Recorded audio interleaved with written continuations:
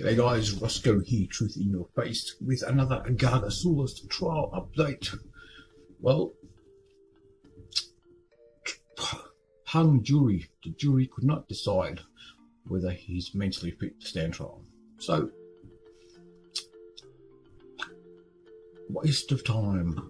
Because it's all going to start again with a new jury and a new judge, because the judge's last day on the job was yesterday. He retired, and they knew that, so I don't know whether he was placed on the case anyway. But starting next month, we start again, another trial to decide whether he's mentally fit to stand trial. Unbelievable. But a couple more things about the trial. We see in the news reports yesterday that we've heard from the family members now. They mentioned the family members. They're a bit upset. As this report says, the families of the loved ones killed in this tragedy are devastated by this further delay. The injury lawyer said they hope the process can quickly move forward from here. What a fucking statement. They hope the process can quickly move forward from here. Do they realise we've just gone back to the start again? Like, we haven't even moved one little bit. Why do they think it's going to move quickly from here? Why do they think it's going to quickly move forward from here? Anyway, about this, the injury lawyers. The statement came from lawyers representing families of 5 victims: the Zachary Bright, Sydney woman Jess Moody, Japanese man Yusuke Kano, Bavita Tayo, and Matthew C.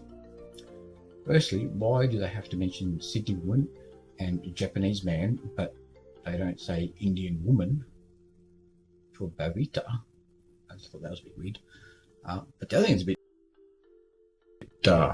things that make you is, where's the 6th victim, and who's the 6th victim? It's good old the Harkin family.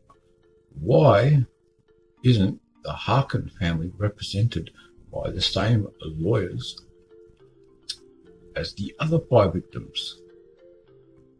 Things that make you go,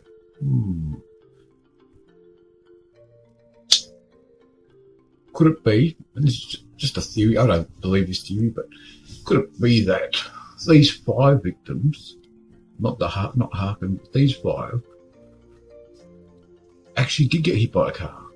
Might not have been Gargasoulas driving, might have been like a set-up stunt car, which was, at the other end of Burke Street, and just, it was a red car, and they made out it was Gargasoulas.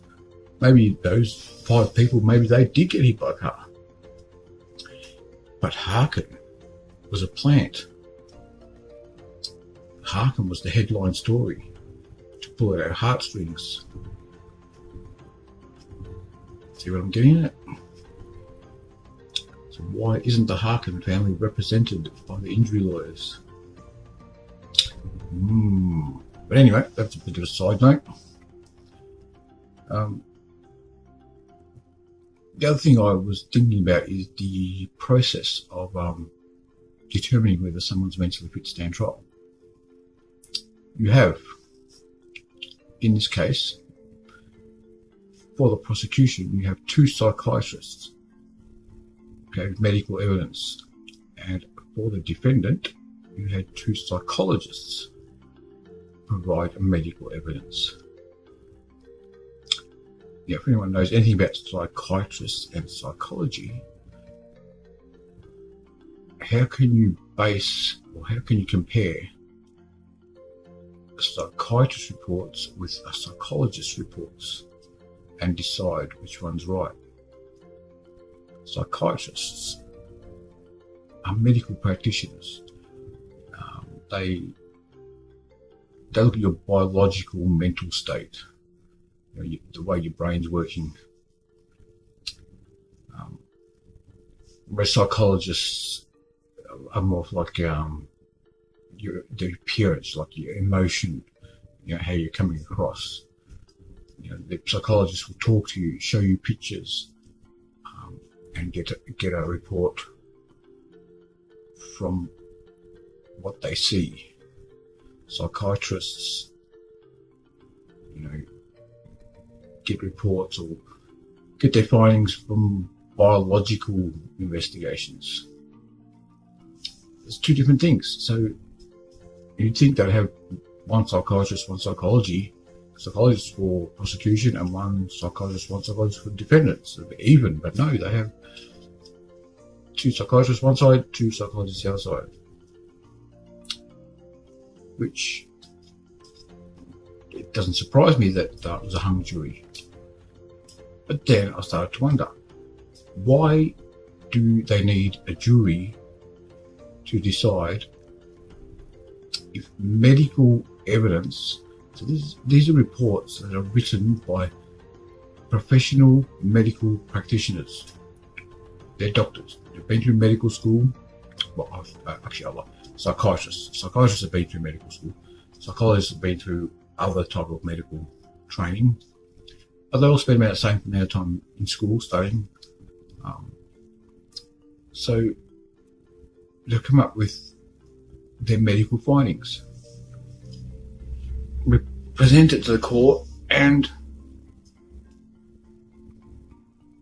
it only matters if the jury decide they like it, they like the sound of it, or they like the look of the prosecutions, or they like the look of the defendant, or they like the look of psychologists, or they like the look of psychiatrists.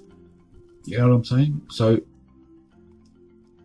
a psychiatrist could present, well, hopefully will present legitimate medical findings as a doctor would.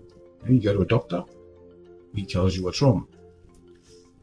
But then the judge, the court, will then goes, yeah, that's cool, but we'll let the jury, who are 12 strangers who have no experience in psychiatrist or psychology, we'll let them decide. You see what I'm saying? I've made this little video to sort of talk about what I'm trying to say. For us today to discuss the results of your breast biopsy. So, Mrs. Flores, I'm afraid I don't have very good news for you today. The breast biopsy revealed that you have an invasive form of breast cancer. I'm sorry.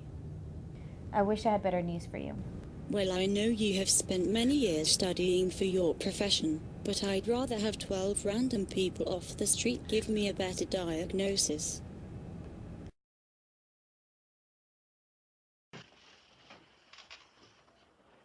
Ladies and gentlemen of the jury, there has been 4 professional medical practitioners, people who dedicate most of the time on these diagnoses, let alone the 6+ years spent studying to become the best at their profession. But it's people like you, who have no medical expertise whatsoever, that will decide, on just your personal opinion alone, and whether you believe any of these experts, if Margaret has cancer. So you're not going to go to the doctor. The doctor's not going to tell you you've got cancer. And you're going to tell the doctor, I don't believe you, and then walk out in the street and ask a homeless person, hey, do you think I have cancer? And then believe the homeless person over a medical practitioner. So why in our court system you'd have medical professionals provide evidence, but jury can override the facts with only how they feel or their opinion? And if all 12 jurors feel the same or have the same opinion, well, facts don't matter. A strange system. So that's the update. Starting next month, a new trial to find out if he's fit to stand trial again. And who knows? It could keep going on and on and on until we all forget about it. Or I'll keep saying this, it's going to end up where it's going to be the final trial, it's going to be without a jury, therefore no evidence will be required to be presented, it's the only way they can do it, because I'm pretty sure more and more people are starting to wake up that there is no evidence.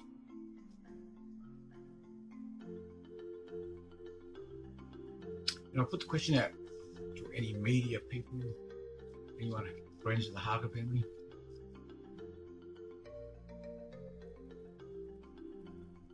Why aren't they being represented by the same injury lawyers as the other victims? Can anyone answer that? Have a good night. Talk to you later.